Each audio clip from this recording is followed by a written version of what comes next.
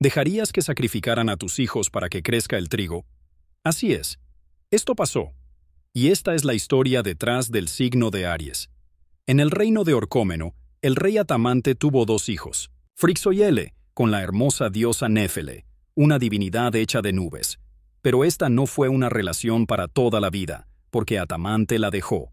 Y se casó con Ino, hija del héroe Cadmo y la diosa Armonía. Ino, consumida por los celos, odiaba a los hijos de Néfele con todo su ser. Entonces ideó un plan tan retorcido como eficaz. Ordenó que las mujeres quemaran los granos de trigo antes de sembrarlos. Esto desató una hambruna que azotó el reino. Pero esa era solo la primera parte. Cuando el rey Atamante ordenó consultar al oráculo, Ino sobornó a los emisarios para que le informaran que la única forma de restaurar la fertilidad de los campos era sacrificando a su hijo, Frixo. Sí, matar al hijo del rey. Atamante, confundido y desesperado, aceptó, pero Néfele no pensaba quedarse de brazos cruzados. El día del sacrificio, cuando todo estaba listo, un carnero con lana de oro descendió del cielo volando. Frixo y Ele montaron al carnero mágico y escaparon por los cielos de Grecia. Pero la tragedia no había terminado.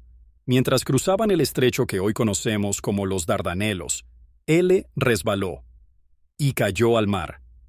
Frixo no pudo hacer nada. Gritó su nombre entre lágrimas, pero solo pudo ver cómo las olas se tragaban a su hermana. Ele no tuvo tumba, pero su nombre quedó grabado en el mar. Desde entonces, ese mar lleva su nombre, el Helesponto. Frixo llegó solo a la lejana tierra de la Cólquide, donde fue recibido por el rey Eetes. Allí, ofreció al carnero de lana dorada como sacrificio a Zeus, agradecido por haber salvado su vida. El vellocino fue colgado de un roble sagrado en el bosque del dios Ares, custodiado por un dragón inmortal, pero el alma del carnero no se perdió. Dicen que fue Zeus quien honró su valentía subiéndolo al cielo.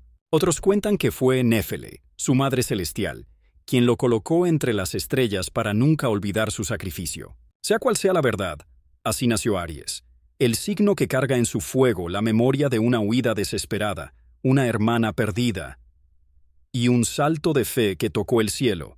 Y en cuanto a los personajes de esta historia, la diosa Hera se enfureció con Ino por haber criado al hijo de Zeus, Dionisio, fruto de una infidelidad.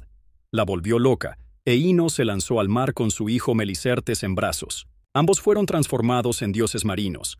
Frixo vivió el resto de su vida en la Cólquide. Se casó con Calcíope, la hija del rey Eetes, y el vellocino de oro no quedó olvidado en un roble sagrado. Años más tarde, fue reclamado por Jasón y los argonautas, junto a los hijos de Frixo. Pero esa es una historia para otro momento.